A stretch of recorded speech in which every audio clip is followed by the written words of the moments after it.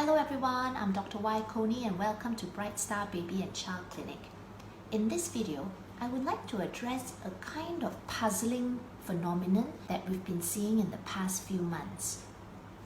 Now, as you well know, 2020 began with a bang, with full of hope and promise for a wonderful new year.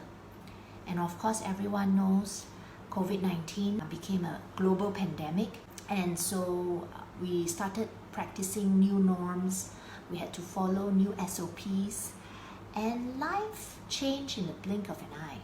Many of us had to work from home, and children started online classes or virtual learning, which led to a sort of sharp decline in the number of cases of common illnesses, such as common colds, tummy infections, stomach bugs, strep throat or sore throat.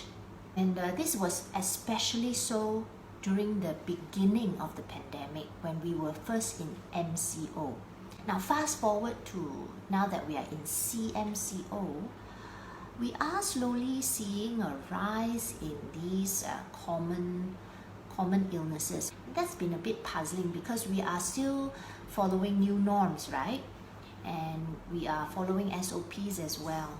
So why is there an increase in these cases? So for the past few months, I have been diagnosing patients with various common illnesses such as coughs, colds, or viral infections, bacterial infections, stomach flu or stomach bugs, as well as streptococcus infection of the throat. I've also seen a number of roseola cases as well. A lot of parents may well wonder, the top question in their mind is, how did my child get these illnesses? We haven't been anywhere. We've just been at home. I've been wondering about that too. Some parents said that they follow the SOPs and the guidelines to the dot, and yet, their kids still get sick. Why is that so? So for today's topic, we'll try to decipher the mystery behind why people still get sick despite being in lockdown or in MCO. But first, I would like to just touch upon briefly on what are some of these common illnesses, like for example coughs, colds, and stomach virus. What are they all about? Okay. First, I'd like to touch upon what is a cold. People always talk a cold and a flu, they think it's the same thing, but actually not. We're just talking about a common cold. Okay, what is a cold? So the common cold is an infection that affects the upper respiratory tract. Okay, so from here to here. It is usually caused by viruses that circulate in the community and can be caused by any of the 200 known viruses. Known only, there may be many more that are unknown, but already the ones that are known, the count is already 200.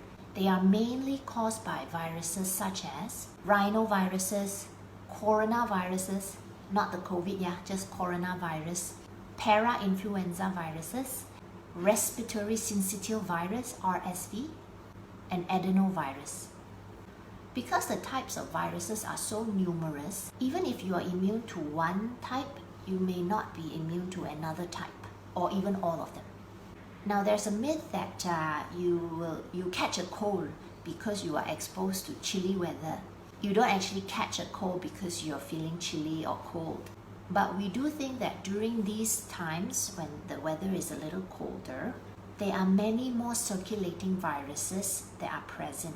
And that's why perhaps people get sick more often during these times. And when more people get sick, more people get infected.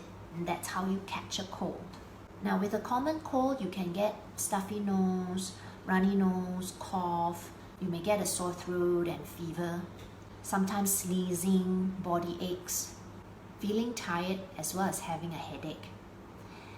It is different from the flu. The flu is basically also caused by a virus, but it is much more severe and the symptoms are much more debilitating. And the flu is caused by the influenza virus. Now people always say the flu. One thing is that laymen tends to say the flu is related to stuffy nose and a blocked nose. So we will try to not use those terms from here onwards, okay? Flu is really influenza, all right? Now, what is a stomach bug? A stomach bug, also known as stomach virus or stomach flu or gastroenteritis, is an infection of the gut that leads to signs and symptoms such as fever, tummy aches, vomiting, and diarrhea. The cause of a stomach flu is usually viruses such as rotavirus, norovirus, adenovirus, as well as astroviruses. The types of viruses that can cause a stomach flu is also quite numerous, and it sometimes is quite hard to pinpoint what kind of virus that causes the illness that you currently have. And no one can really be immune to all of the viruses. But thankfully, we now have a rotavirus vaccine, so most kids who are immunized with rotavirus vaccines can be quite protected from it. What is strep throat? It is a bacterial infection of the tonsils as well as the throat, and it's caused by a bacteria called Streptococcus pyogenes. It can make the person feel ill with a fever, sore throat, tiredness, a rash, and just feeling weak all over. Sometimes this condition can lead to an illness called scarlet fever, which has the characteristic rash all over the body that is sandpaper-like and fever as well. And if left untreated, it may lead to issues with the joints, kidneys, and the heart. It is in fact quite a common illness and is easily treated with antibiotics. So comes the next question of, why did we still get sick despite being at home? All of us have been holed up in our homes since the start of the pandemic. Those of us who can work from home, we do work from home, and those of us who have to work on site probably are following the SOPs and the new norm guidelines. Now, even when the restrictions were lifted, we are still following SOPs like the good citizens that we are, right? So how did these viruses get past all our efforts? There are several theories as to why we are still getting these common illnesses. The first theory is that the sheer number of these viruses are just too numerous. Studies from the past, long before COVID-19, show that these microorganisms that cause common illnesses are just too numerous in circulation and are in fact more hardy and contagious than the COVID-19 virus. We think of COVID-19 as being very contagious when in fact the common cold is much more infectious than it. The reason that we don't pay so much attention to all these common illnesses is because they're generally not life-threatening, and our immune systems can overcome it fairly well. So because of the sheer number of them, it is very difficult to avoid all of them.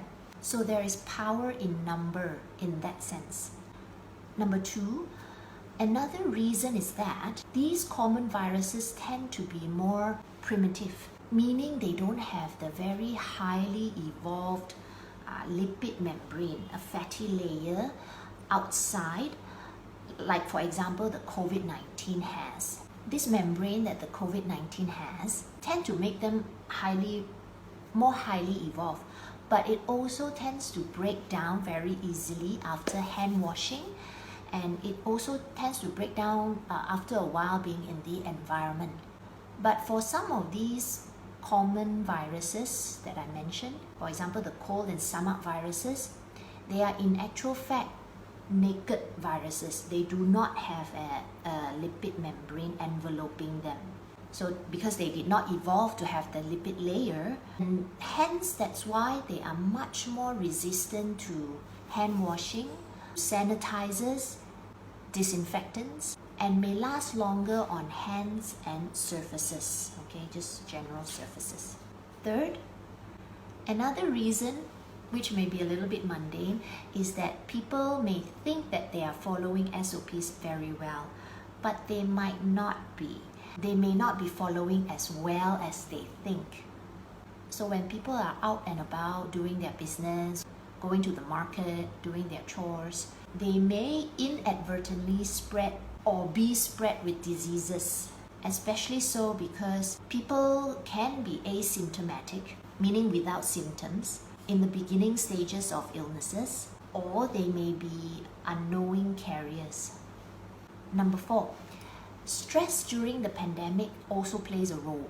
There have been several cases of strep throat in my clinic as well, and the thought process is that the bacteria that causes strep throat, Streptococcus pyogenes, is usually present in children's bodies, but they tend to just be harmless tenants just living on our bodies without causing any illnesses. And this is during normal times. But in times of stress, particularly in the pandemic now, and the kids are at home all the time with their parents who are also stressed out, and with many changes to our lives, the bacteria emerges as an attacker rather than just being dormant in our bodies. There's the theory that stress affects our immune systems negatively, and this may be the reason why that we are seeing so many cases nowadays.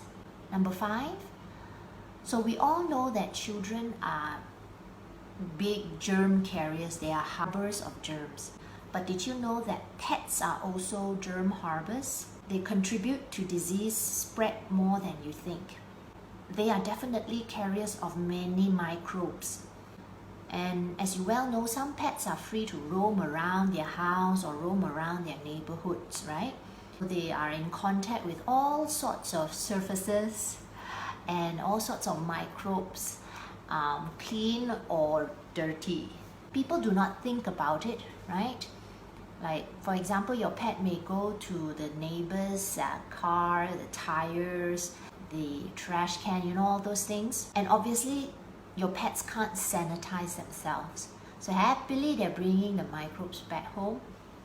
And when in contact with your hands or your house surfaces, there we go again, the microbes are there.